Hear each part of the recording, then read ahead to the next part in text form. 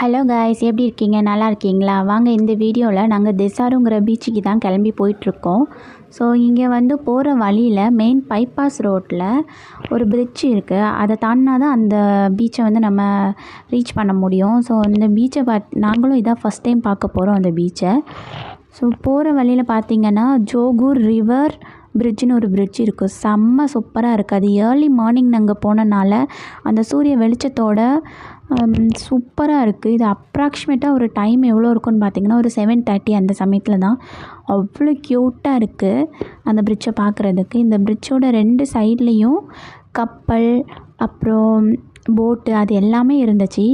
எனக்கு வந்து ஃபோட்டோ எடுக்கலாமாங்கிறது எனக்கு கரெக்டாக தெரியல. இது மெயின் பைபாஸ் ரோடுனால வண்டி வந்து நிறைய போய்கிட்டே இருக்கும். ஸோ எல்லாருமே 110க்கு மேலே ஹை ஸ்பீடில் போயிட்டுருப்பாங்க. நம்ம இதில் வந்து ஃபோட்டோஸ்லாம் எடுக்க முடியுமான்னு எனக்கு தெரியல.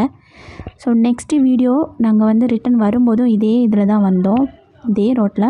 ஸோ உங்களுக்கு வரும்போது அந்த கப்பல் எல்லாமே நான் உங்களுக்கு காட்டுறேன். ஸோ அது வந்து ஈவினிங்கோட வைப்ரேஷன், இது வந்து மார்னிங் வைப்ரேஷன். நீங்கள் கண்டிப்பாக வர ட்ரை பண்ணி பாருங்கள். நெக்ஸ்ட் வீடியோவில் பார்க்கலாம். பாய் பாய்.